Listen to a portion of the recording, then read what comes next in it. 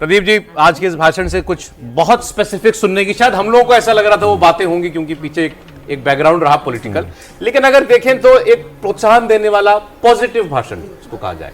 बिल्कुल। और आप देखिए तो वैसे तो दिखाई नहीं देता कि युवा शक्ति को या छात्रों को या जेन जी को उस तरह से एड्रेस करने की कोशिश हुई है, लेकिन जो आपने भी बात कही प्रधानमंत्री के भाषण के आधार पर कि उन्होंने मैन्युफैक्चरिंग की बात की, डिफेंस में मैन्युफैक्चरिंग की बात की, तो ये जो मुद्दे हैं, दरअसल जो बेरोजगारी की चुनौती है उसको एड्रेस इसी से किया जा सकता है।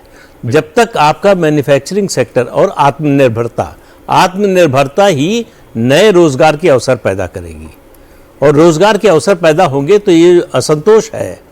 दूसरी बात, प्रधानमंत्री बनने के बाद से जिस बात पर उनका जोर है, हम लोगों के दिमाग में ये बिठा दिया गया है कि रोजगार का मतलब नौकरी और नौकरी का मतलब सरकारी नौकरी। इस धारणा को तोड़ने की लगातार प्रधानमंत्री कोशिश कर रहे हैं कि स्वरोजगार जो है वो नौकरी से बेहतर विकल्प है, उसकी ओर जाएंगे तो देश के लिए आप नौकरी देने वाले बनिए। बार बार कहते हैं नौकरी मांगने वाले नहीं, नौकरी देने वाले बनिए। तो उन्होंने रोजगार जहां जिन सेक्टर से मिल सकता है, जिस आधार पर मिल सकता है, उसको एड्रेस करने। हम बहुत सारे एफटीए हुए हमारे, खासतौर से यूरोप का एफटीए दिसंबर में लागू होना शुरू हो जाएगा, दिसंबर जनवरी में, तो अपॉर्चुनिटीज बहुत खुलने वाली हैं। फिर उन्होंने एमएसएमई से कहा कि भाई आप क्वालिटी पे कॉम्प्रोमाइज मत कीजिए।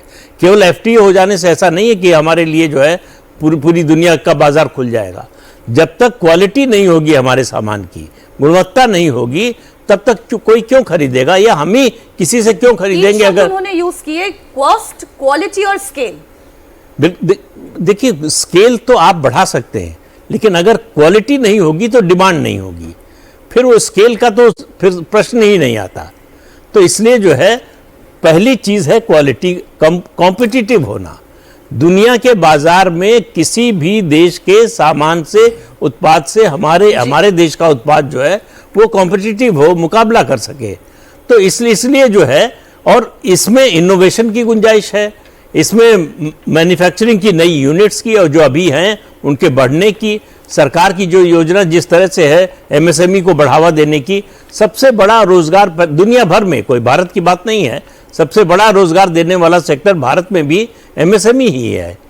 एक बार ये फिर से तस्वीरें आपको दिखा दें। प्रधानमंत्री नरेंद्र मोदी लाल किले से अपने ऐतिहासिक भाषण के बाद अब युवाओं के बीच में पहुंचते हुए, बच्चों के बीच पहुंचते हुए, अब देखिए बार बार मथने वाली बात ना हो जाए अगर हम बार बार जेन ज़ी और जेन अल्फा की बात करें, लेकिन वही इस वक्त सामने दिखाई दे रहे हैं, एक एक से हाथ मिलाते हुए युवा शक्ति, भारत के विकास की सीढ़ी जिसे हम कह रहे हैं, आने वाले भविष्य की जब हम बात करते हैं, प्रधानमंत्री नरेंद्र मोदी बात करते हैं, तो चिर परिचित अंदाज में हमेशा की तरह जैसे वो युवाओं से कनेक्ट करते हैं, बच्चों से कनेक्ट करते हैं, वही तस्वीर इस वक्त आपको लाल किले से भी दिखाई दे रही है।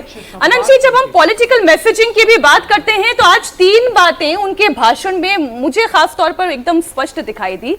जब उन्होंने भारत के युवा की बात की, भारत की महिला शक्ति की बात की, उनको मिलने वाले नेतृत्व की बात की, जिसमें उन्होंने कहा कि इसका यश बाकी भी ले सकते हैं। हमें पता है उसका इशारा कहां पर था। उन्होंने दिमागी नक्सल की बात की। ये जो 3 पॉलिटिकल बिंदु मुझे उनके भाषण में दिखाई दिए, मैं इसको थोड़ा पलट देता हूं।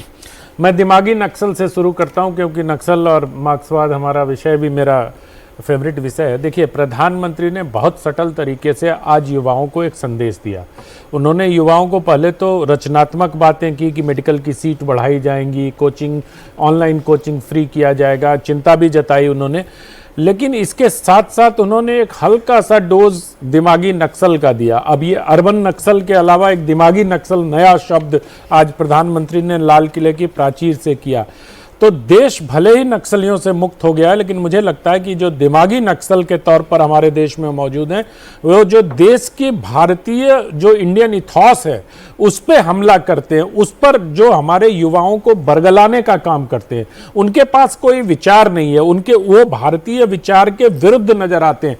मैं बहुत सारे ऐसे देखता हूं जहां अब जैसे पूरे देश भर में अगर किसी संस्था ने 100 वर्ष अपने पूरे करने के बाद कुटुंब प्रबोधन चलाया, और आप बात करते हो परिवार क्या, मेरा मतलब मेरा डैश मेरी मर्जी, है ना, वो ऐसे शब्द हैं जो नारे लगते हैं, वो ये सब चीजें वहां कहां से इंजेक्ट होती हैं हमारे युवाओं के मन में। युवाओं का मन बहुत कोमल होता है, बहुत अनगढ़ होता है, और खास तौर पे जो किशोर होते हैं, जिनको मतलब अमेरिकियों की भाषा में जेन जी कहा जाता है, लेकिन मैं तो उनको किशोर वर्ग का ही कहता हूं।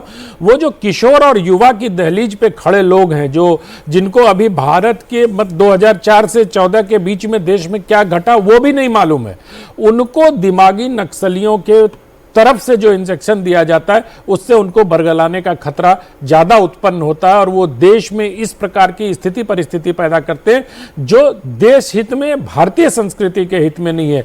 मुझे लगता है आज लाल किले की प्राचीर से प्रधानमंत्री ने युवाओं को यह संदेश भी दिया है कि आपकी समस्याओं पर हम ध्यान रखेंगे, आपके लिए कोचिंग हो, एआई की ट्रेनिंग हो, मेडिकल कॉलेजेज हो, सीट्स बढ़ाने की बात हो, सब कुछ होगा, लेकिन दिमागी नक्सलियों से थोड़ा सावधान रहने की जरूरत है। तो सहूलियतें और चेतावनी दोनों एक साथ प्रधानमंत्री ने आज लाल किले की प्राचीर से अपने व्याख्यान में दिया।